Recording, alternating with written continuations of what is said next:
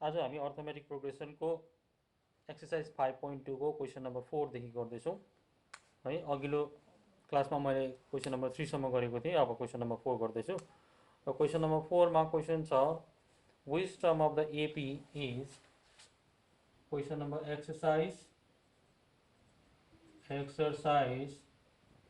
5.2 question number 4 solution. AP दिएको छ हामीलाई, एपी छ 3 8 13 18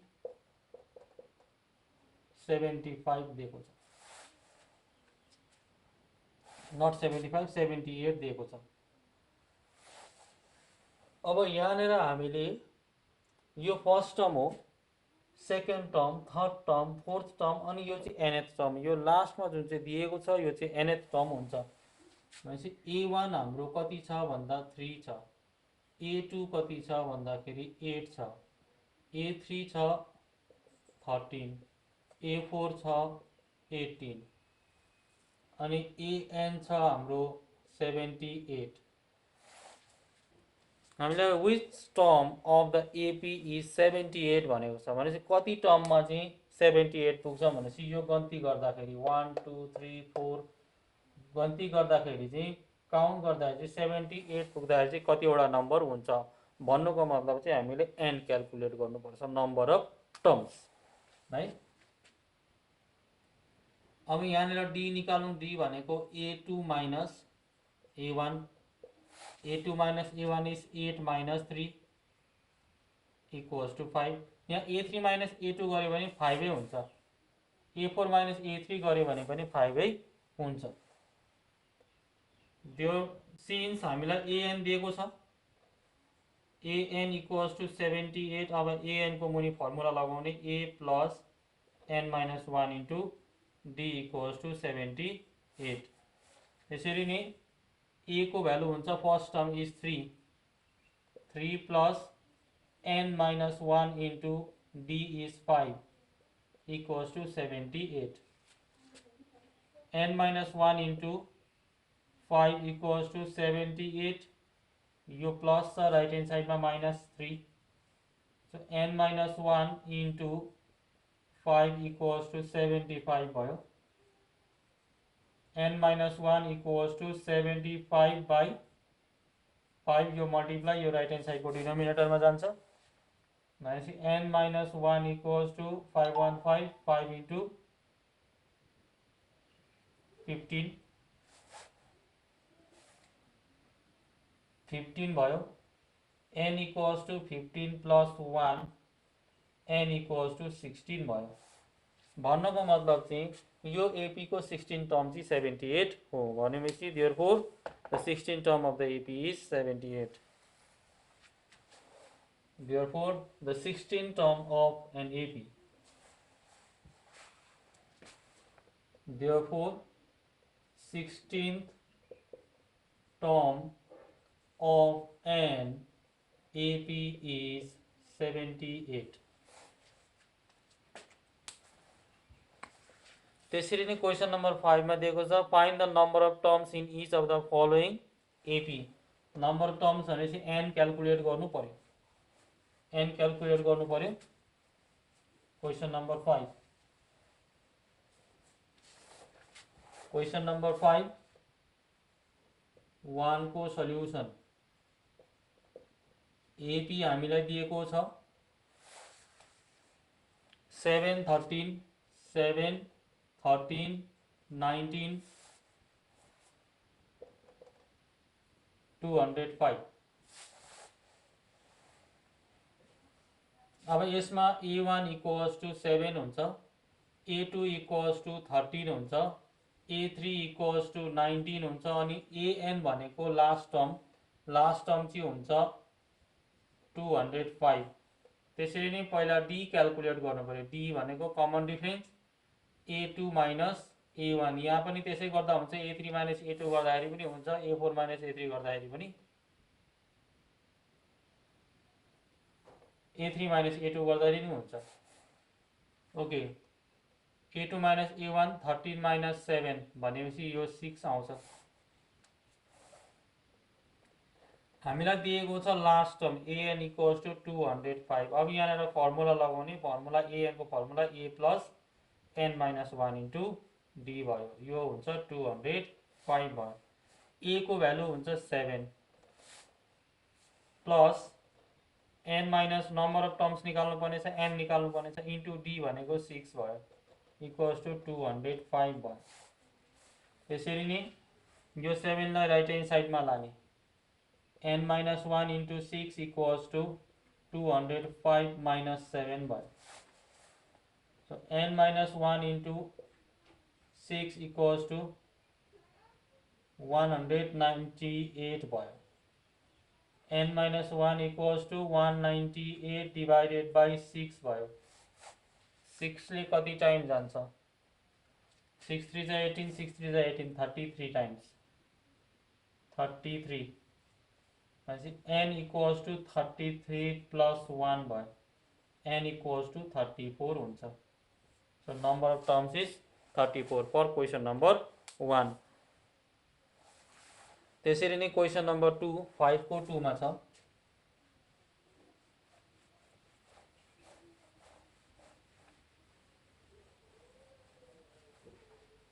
5 को 2 5 2 सल्युसन AP हामीलाई दिएको छ, AP छ 18 15 and half, 18 15 1 by 2 13 minus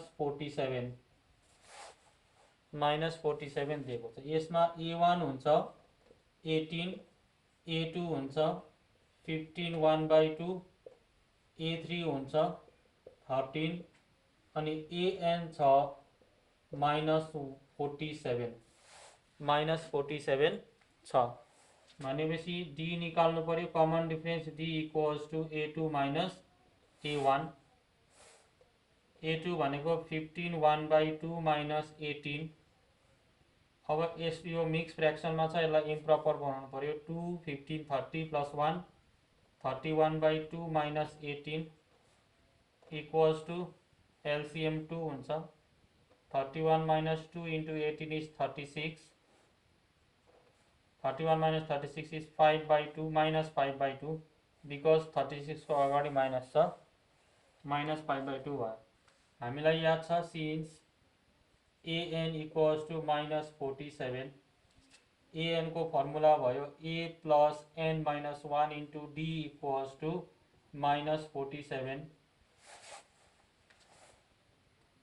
a को value 18 plus n minus 1 into d भनेको minus 5 by 2 equals to minus 47 plus into minus minus 5 by 2 n minus 1 equals to minus 47 minus 18।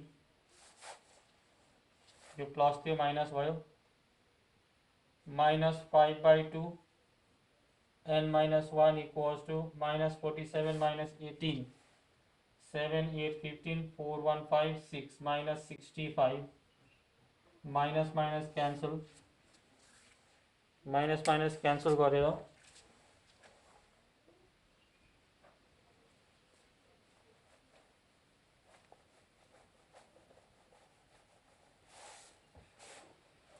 अब यो क्रस मल्टिप्लाई 265 सँग multiply गर्ने, n minus 1 equals to 65 into 2 र यो चाहिँ right hand साइडको डिनोमिनेटरमा जान्छ 5 चाहिँ बाई 5, 5 1 जा 5, 5 इन्टु 13 र n minus 1 equals to 13 into 2 is 26, n equals to 26 plus 1, n equals to 27। यो भयो number of terms.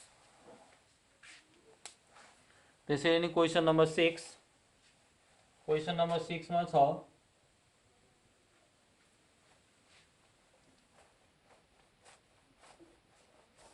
Question number 6 मा छ check whether minus 150 is the term of AP or not। त्यसपछि नम्बर 6 मा AP छ 11, 8, 5, 2 छ। अब यसमा हामीले 150 चाहिँ -150 चाहिँ यो एपी को टर्म हो कि होइन त्यो हामीले फाइन्ड आउट गर्नुपर्ने छ। भनेपछि A1 हुन्छ हाम्रो 11, A2 हुन्छ 8, A3 हुन्छ 5, A4 हुन्छ 2। अब D निकाल्नु पहिला। D equals to A2 minus A1। A2 भनेको 8 माइनस 11 इक्वल्स टु 8 माइनस 11 भनेको -3। त्यसरी नै हामीले AN चाहिँ -150 कन्सिडर गरिन्छ। किन भन्दा चाहिँ 150 -150 चाहिँ यो एपी को टर्म हो कि होइन त्यो क्यालकुलेट गर्नुपर्ने छ। AN को फर्मुला हो A plus N minus 1 into D equals to -150 भयो। A को भ्यालु छ 11 plus N minus 1 into D भनेको -3 इक्वल्स टु -150 भयो। 11 लाई राइट ह्यान्ड साइडमा लाने, plus into minus, -3 N minus 1 equals to -150 minus 11 भयो। त्यसरी नै -3 N माइनस 1 इक्वल्स टु -161 भयो। Minus minus cancel, N minus 1 equals to 161/3 भयो। N minus 1, N equals to 161/3 plus 1 भयो। भनेपछि N equals to 3 LCM भयो। 161 plus 3 भयो। N equals to 161 plus 3 is 164/3 भयो। अब 3 ले यसलाई क्यान्सल गरियो। 3 5 जा 15, रिमाइन्डर 1 14, 14 लाई 3 ले जाँदैन। भनेपछि हाम्रो एन चाहिँ फ्र्याक्सनमा आउँदैछ, पोइन्टमा आउँदैछ, डेसिमलमा आउँदैछ। र जहिले पनि एन को भ्यालु चाहिँ यदि टर्म्स एपी को टर्म हो भने चाहिँ एन को भ्यालु चाहिँ होल नम्बरमा आउँछ, नेचुरल नम्बरमा आउँछ। तर यो चाहिँ फ्र्याक्सनमा आउँदैछ, डेसिमलमा आउँदैछ। त्यसै कारणले गर्दाखेरि चाहिँ 150 -150 चाहिँ एपी को टर्म होइन। र टर्म हुनुको लागि चाहिँ एन चाहिँ फ्र्याक्सनमा हुनु भएन। Therefore -150 is not a term of given AP. यो चाहिँ थियो हाम्रो question number 6। Now question number 7।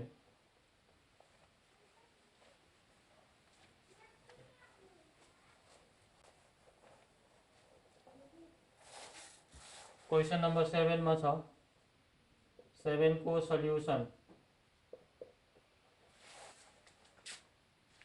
Find the 31st term of an AP. हामीले 31st टर्म एपी को 31st टर्म क्यालकुलेट गर्नुपर्ने छ। Whose 11th term is 38।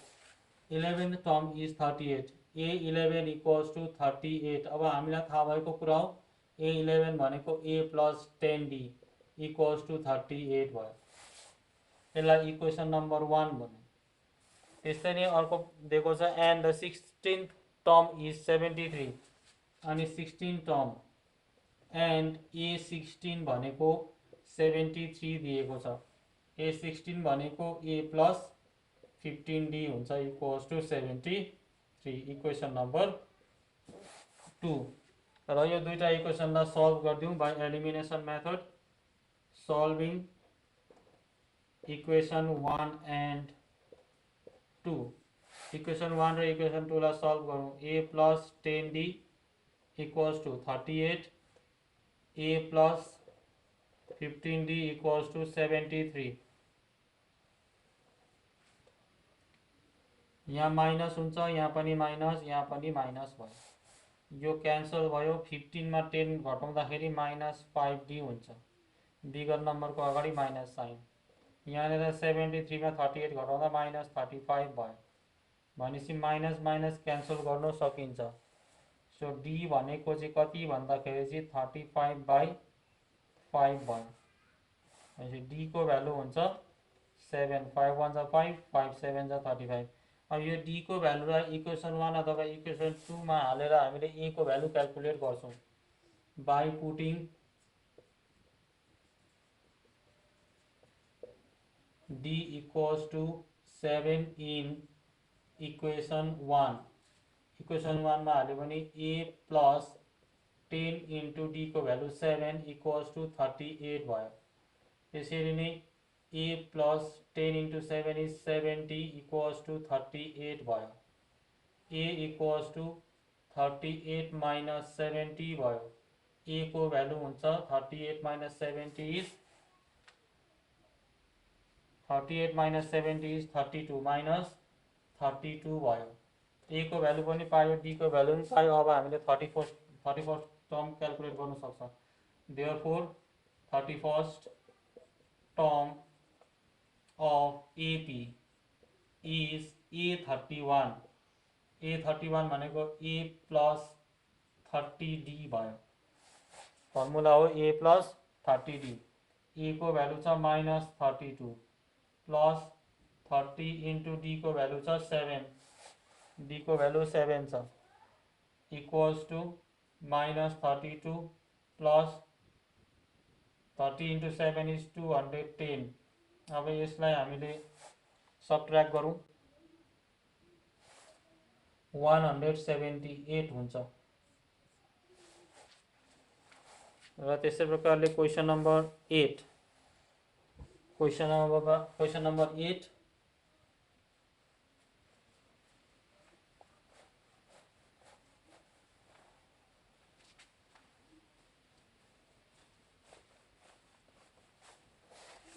Question number 8 में छ an AP consist of 50 terms. AP में 50 वटा टर्म छ, of which third term is 12। Question number 8 third term is 12, a3 equals to 12 छ। a3 भनेको a plus 2d equals to 12। यसलाई equation number 1 भन्ने। त्यसरी नै 12 and the last term is 106। Last term भनेको 50 टर्म हो, किन भन्दाखेरि चाहिँ एपी में 50 वटा टर्म छ। And a50 equals to 106। a50 भनेको a plus 49d equals to 106। यसलाई इक्वेसन नंबर 2 भनिन्छ। नाउ सल्भिङ इक्वेसन 1 and 2 हामीलाई के निकाल्नु भनेको छ, फाइन्ड द 29th टर्म। अघि जसरी नै सल्भ गर्ने, solving equation 1 and 2, a plus 2d equals to 12, a plus 49d equals to 106। यो इक्वेशन नंबर 1 भयो, इक्वेशन नंबर 2 भयो। साइन चेन्ज गर्ने, यहाँनिर माइनस, यहाँनिर पनि माइनस, यहाँनिर पनि माइनस, क्यान्सल भनेपछि -49 प्लस 2 इज -47 d भयो, इक्वल्स टू 106 12 minus 94 भयो। Minus minus cancel, d equals to 94/47 भयो। d equals to 2 time 47 1 47 2, d equals to 2 भयो। त्यसरी नै d लाई इक्वेसन 1 अथवा इक्वेसन 2 मा पुट गर्ने by putting d equals to 2 in equation 1। Equation 1 छ a plus 2 into 2 equals to 12। किन भन्दा 2 into d को भ्यालु 2 हो। a plus 4 equals to 12, a equals to 12 minus 4, a equals to 12 minus 4 भनेको 8 हो। त्यसरी नै देयरफोर 29th टर्म, हामीलाई 29th टर्म क्याल्कुलेट गर्नु भनेको छ। 29th term of an AP is A29। A29 भनेको A plus 28D हुन्छ, A plus 28D। This equals to A plus 28D।